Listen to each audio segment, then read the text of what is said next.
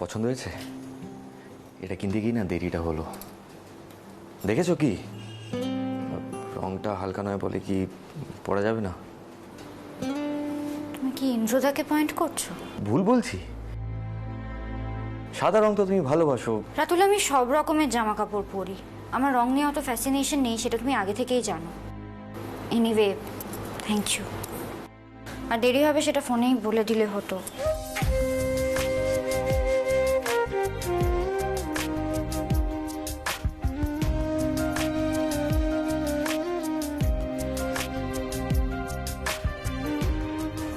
কি হলো, বেরিয়ে গেল কেন? কিছুই তো বুঝতে পারলাম না, পছন্দ হলো কি হলো না কিছুই বললো না। তোমাদের নিয়ে যে কি করি না ভাইয়া, এভাবে কেউ গিফট দেয়? আমি তো জানতাম তুমি যথেষ্ট রোমান্টিক। এটা কি হলো? কি করবো বলো, তোমার এই প্রফেসর মার্কা বোনকে দেখে না আমি কথা হারিয়ে ফেলি, বুঝতে পারি না কি করবো না করবো। আমার পিএইচডি সিনপসিস নিয়ে এত হেল্প করলো, ভাবলাম I should really thank her properly. তাই নিজে বেঁচে বেঁচে আমি শাড়িটা কিনে আনলাম, বাট দেখো থ্যাংক ইউ বলে চলে গেল। শুধুমাত্র থ্যাঙ্কস জানানোর জন্য প্রথম পুজোয় বউয়ের জন্য এই শাড়িটা কিনেছো তুমি? ভাইয়া, এভাবে চলে? ভালোবেসে শাড়িটা হাতে দাও, বলো শ্রী পছন্দ হয়েছে। দাদা এইভাবেই বলেছিল তাই না? ওরে দুষ্টু ছেলে, যা বললাম সেটা করো। দেখো কি রিয়াকশন হয় ম্যাডামের। শ্রী, এই শ্রী, কি হয়েছে? ভাইয়া খাবে তো, একটু সামনে থাক। হ্যাঁ খাবে তো, সামনে কি?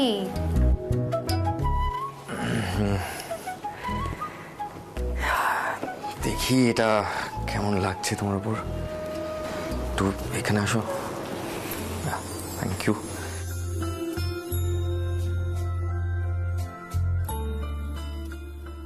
এইভাবেই দেখি। হ্যাঁ,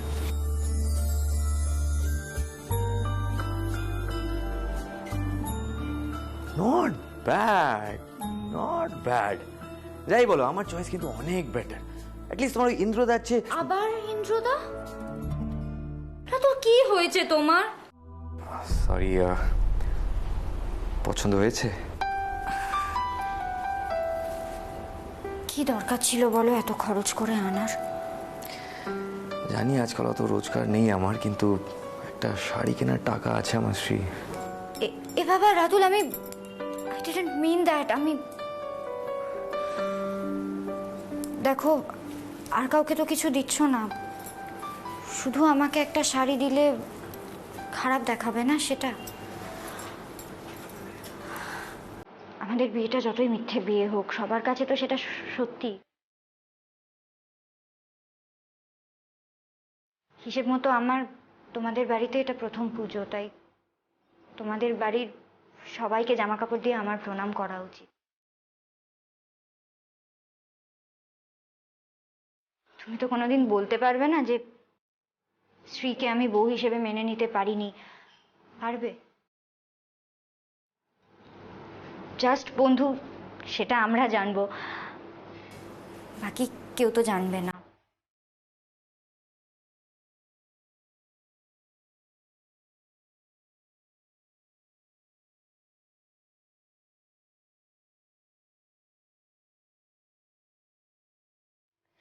রাতুল, রাতুল সি, তোমার খারাপ লাগলে আই এম রিয়েলি সরি, কিন্তু যেদিন থেকে দাদাভাই বিয়েটা মেনে নিয়েছে, আমার সেদিন থেকেই মনে হচ্ছে এবার আমাদের কথাটা সবাইকে জানিয়ে দেওয়া উচিত। এই মিথ্যে বিয়ের অভিনয়টা আমার আর ভালো লাগছে না রাতুল। আমরা যখন শুধু বন্ধুই, তাহলে বন্ধু হিসেবেই থাকি না? আর তো কটা দিন শ্রী, তারপর তো একটা বিদেশি ইউনিভার্সিটিতে চান্স পেয়েই যাব। এতদিন যখন এত কষ্ট করে আমাকে সাপোর্ট করলে, আর না হয় কটা দিন করলে। নিচে এত হইচই হচ্ছে, এর মধ্যে যদি আমাদের সত্যিটা সবার সামনে আসে, সবাই তো ভেঙে পড়বে। প্লিজ শ্রী, আর কটা দিন। প্লিজ। ইয়া, তুমি খেয়ে নাও, অনেক রাত হয়ে গেছে।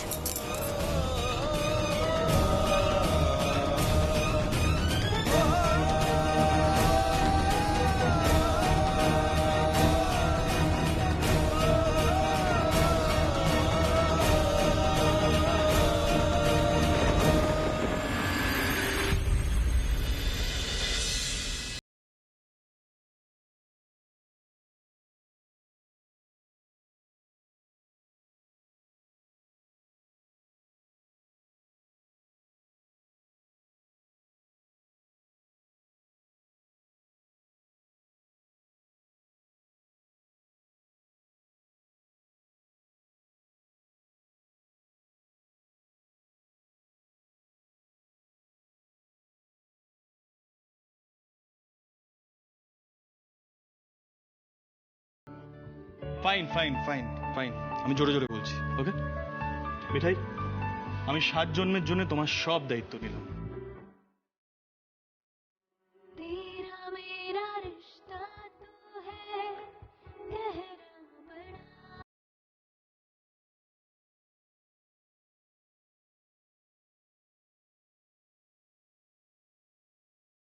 And the award for the best Boma of the century goes to Mithai Rani. Happy? Medal? তুমি আমার জন্য মেডেল এনেছো? হ্যাঁ বৌমা, মেডেল। আফটার অল তুমি স্বামী সিদ্ধানন্দকে দিয়ে বিয়ে মানিয়েছো। সিদ্ধার্থমূলক 1 মাসের একটা চ্যালেঞ্জ নিয়েছিল, সেটাও তোমার কাছে হেরে গেছে। তাকে তুমি ফার্স্ট টাইম হারিয়েছো, তো ক্রেডিট তো তুমি ডিজার্ভ করোই।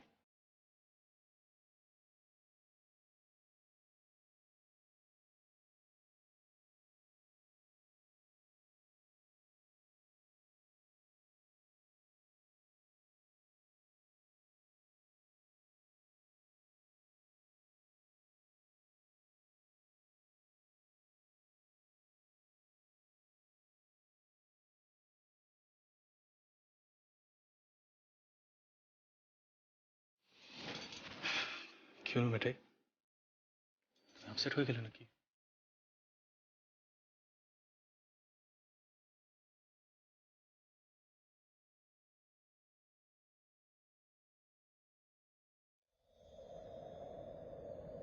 গোপাল, আমার জীবনে এটা কোন নতুন ঝড় আসছে বলো তো? কেন বারবার মনে হচ্ছে বাবু যদি মিঠাইকে ভালোবেসে কাছে টেনে নিত, খুব ভালো হতো।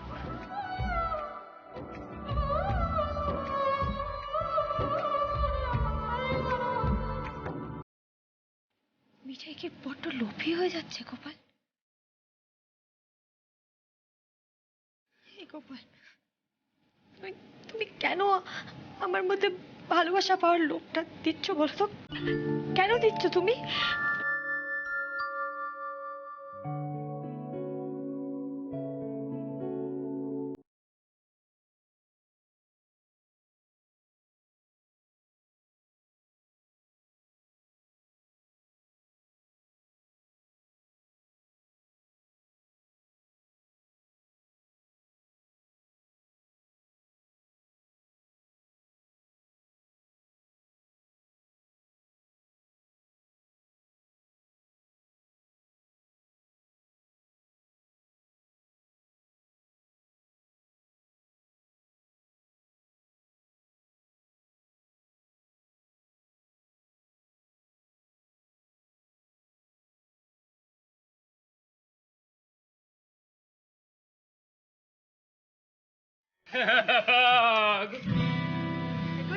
Good morning.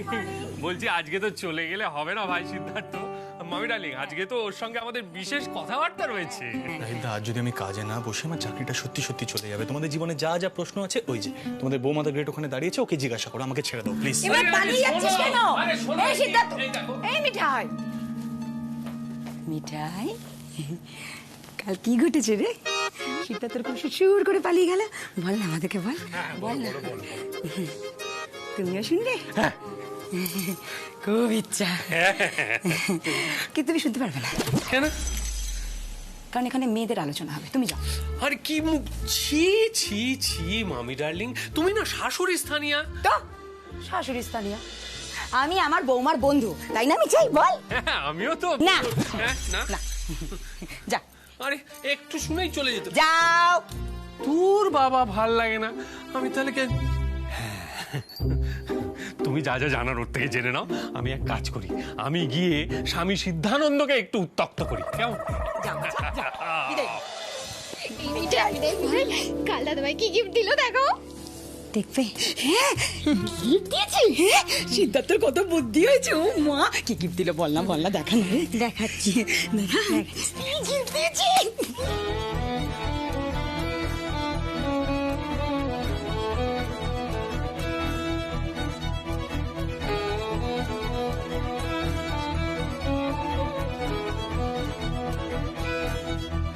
লজ্জা পাচ্ছিস? দেখা না, দেখা দেখা দেখো দেখা না, দেখা।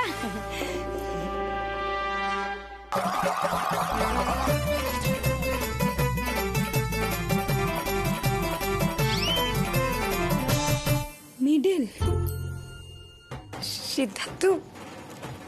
সিদ্ধার্থ ফুলসজ্জার হাতে মিঠাইকে মেডেল দিয়েছে। হে ভগবান, এই ছেলেটার না কিচ্ছু হবে না। রাজীব, সিদ্ধার্থর কান ধরে টেনে নিয়ে এসো এখানে।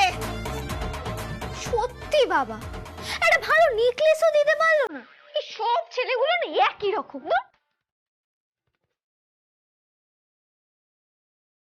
আচ্ছা, রুদ্রদা আমাকে এরকম গিফট দেবে না তো? নিপা দিদি, উফ, নিজেকে একটু কন্ট্রোল করো। পিছিয়ে না, চুপ চুপ। চলো বলছি। হলো রাজীব দা, মামি ডার্লিং, এই যে আশাবি হাজির। এখন বলো দেখি ও কি করেছে?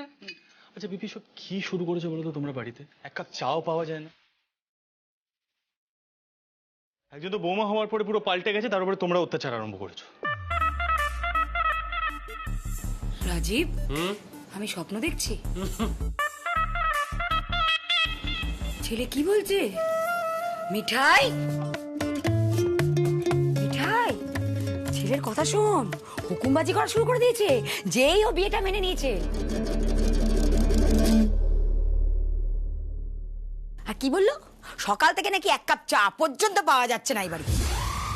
এই বলি, কিছুদিন আগে পর্যন্ত যখন তোর জন্য জল খাবার চা বানাতাম তখন তুই কি বলতিস? রেগে যেতিস তো? সব তোর জন্য হচ্ছে। তুই দোষী, তুই ও স্বভাব চরিত্র চেঞ্জ করে দিচ্ছিস। হ্যাঁ, আর ও কি করেছে? কি করেছো? কি? ফুলসজ্জার রাতে বউয়ের জন্য একটা হার, একটা আংটি না এনে তুমি কি দিয়েছো বউকে? মেডেল, মেডেল দিয়েছো? হ্যাঁ, ধরো ধরো হাততালি, বাঁদর ছেলে। ছাপ বাবা, আমি তো ভাবলাম মেলটা পেয়েও খুশি হবে। সেট কেন হয়ে গেল কে জানে। আমি তোকে বললাম যে বৌমা নাম্বার 1, এটাও বললাম যে ও চ্যালেঞ্জটা জিতে গেছে। 1 মাসের চ্যালেঞ্জটা সিদ্ধার্থ মোদক হেরে গেল, বিয়েটা মেনে নিল। মানে এটাই তো তোমাদের বৌমার ভিক্টরি, তাই না? হ্যাঁ, মিঠাই তো চ্যালেঞ্জটা নিয়েছিল, আর আরেকজন তো কথা কথা চ্যালেঞ্জ নেয়ই না। যাকে সেসব নিয়ে আমি আর কথা বলাতে চাই না বাবা। আমাকে এখন নিচে যেতে হবে, আমার অনেক কাজ আছে, চা করতে হবে। দাদুও নিশ্চয়ই এখন উঠে পড়েছে। আর আজকে তোমাকে দোকানে বেরোতেই হবে, সামনে পুজো। কাকা একা দোকানে সবকিছু সামলাতে পারবে না। Side please. সেই তুমি সাইকেলে করে দোকানে না গেলে তো ব্যবসাটা একদম উঠে যাবে, তাই না? বলছি যে ভাই সিদ্ধার্থ, তুমি কিন্তু এখন বিয়েটা মেনে নিয়েছো। মানে রীতিমতো প্রমিস করে তুমি মিঠাইয়ের দায়িত্ব নিয়েছো। সুতরাং তুমি চাইলে এখন মিঠাই মুন্নিতে চড়ে দোকানে নাও যেতে পারে। মানে তুমি নিজে গিয়ে পৌঁছে দিয়ে আসতে পারো। ঠিকই তো। এবার মিঠাই দাদা ভাইয়ের গাড়ি করে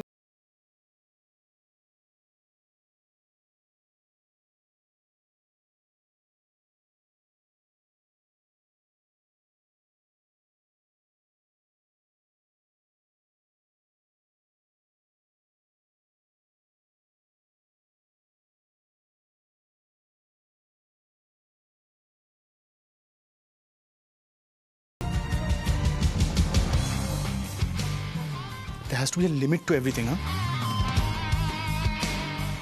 আমি রোজ গাড়িতে করে বৌমাকে ছাড়তেই যাবো? এই শোনো, একদম বৌমা বৌমা বলবে না। আর তোমার গায়ে তোলে না আমার কোনো শখ নেই। আমার মুন্নি জিন্দাবাদ। দেখলে পিপি, দেখলে তোমাদের বৌমার ইগোটা দেখলে? ওর মুন্নিতে চড়বেই, তারপর রাস্তাঘাটে অ্যাক্সিডেন্ট করবে আর সবাই আমাকে ব্লেম করবে। বুঝে গেছি আমি, বুঝে গেছি এটাই আমার ফিউচার। নিপা, তোমাদের বৌমা রানীকে ক্লিয়ারলি বলে দাও যেন মুন্নিতে চড়ে কোথাও না যায়, বলে দাও। Simply disgusting. মানে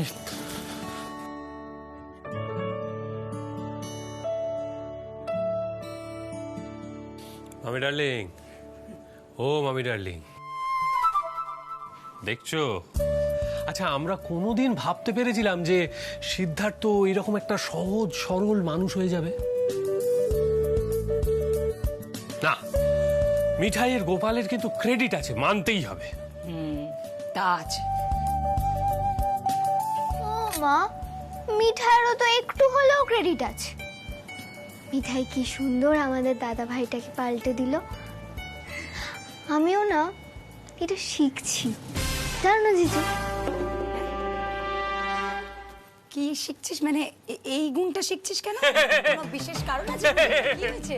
মামি ডার্লিং, নতুন বৌমা চা করছে, খেতে হবে না? চলো চলো চলো, আটমনি কৈলাস আমি নোয়াতে পারবো না, চলো চলো। আরে ও তো চায়ের কথা বলছিল, নতুন বৌমা চা করছে, চলো চলো চলো। পিপিকে রুদ্রতার কথাটা আজকে বলে দিলে হতো, কিন্তু এই জিজুটা তো বলতেই দিল না। দাদ বাবা,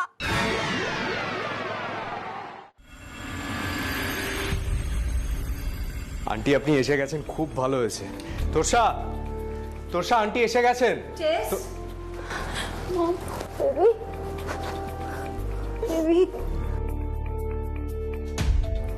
মম, এই পেনটা আমি আর জাস্ট টিকতে পারছি না। সেভাবে কেঁদো না প্লিজ। সিড এটা কি করলো আমার সাথে মম? সিড আমার সামনে মিঠাইকে বিয়ের প্রপোজাল দিয়ে বিয়েটা করে নিল।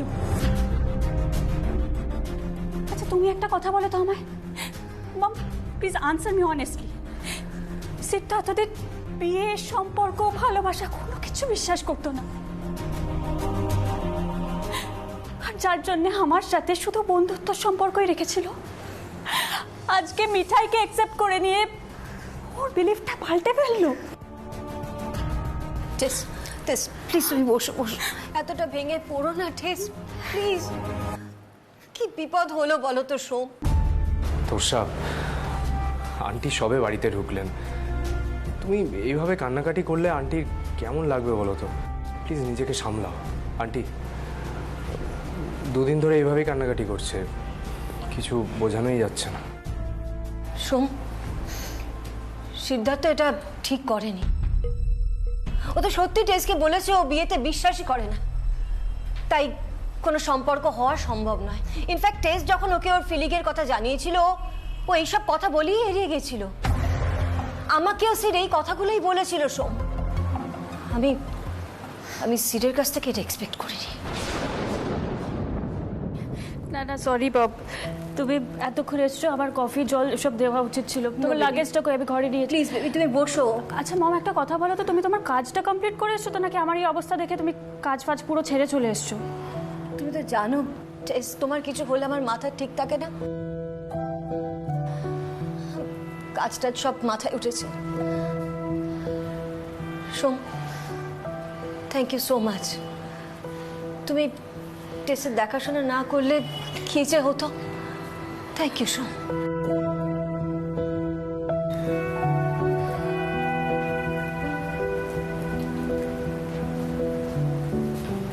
আমি সিদ্ধার্থকে ছেড়ে কথা বলবো না। আমি সিদ্ধার্থকে ছেড়ে কথা বলবো না, কিছুতেই না।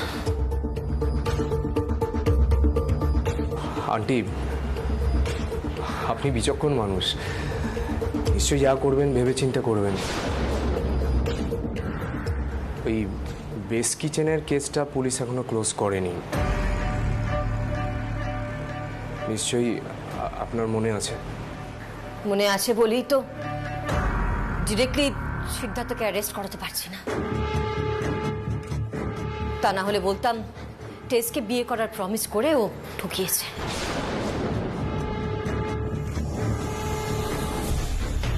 মম তুমি শান্ত হও, বসো, আমি জল এনে দিচ্ছি, প্লিজ শান্ত হও। ইস, চোখ মুখের কি অবস্থা হয়েছে। তোষা, আন্টি তো এসেই গেছেন, আমাকে একবার দোকানে যেতে হবে। বুঝতে পারছো সামনে পুজো, অনেক অর্ডার আছে। বড় গোলমাল হয়ে গেলে বড়বাবু আমার উপর চিৎকার করবে। কি আর করব, যতদিন অন্য কিছু না করতে পারছি ততদিন এই বিজনেসটাতেই থাকতে হবে। আন্টি আসছি। Thank you so, thank you.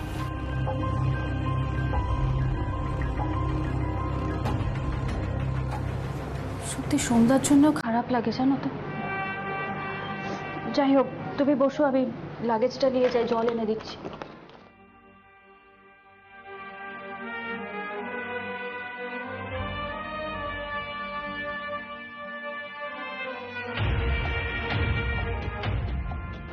সমরেশবাবু, আমি আপনার সঙ্গে কথা বলতে চাই।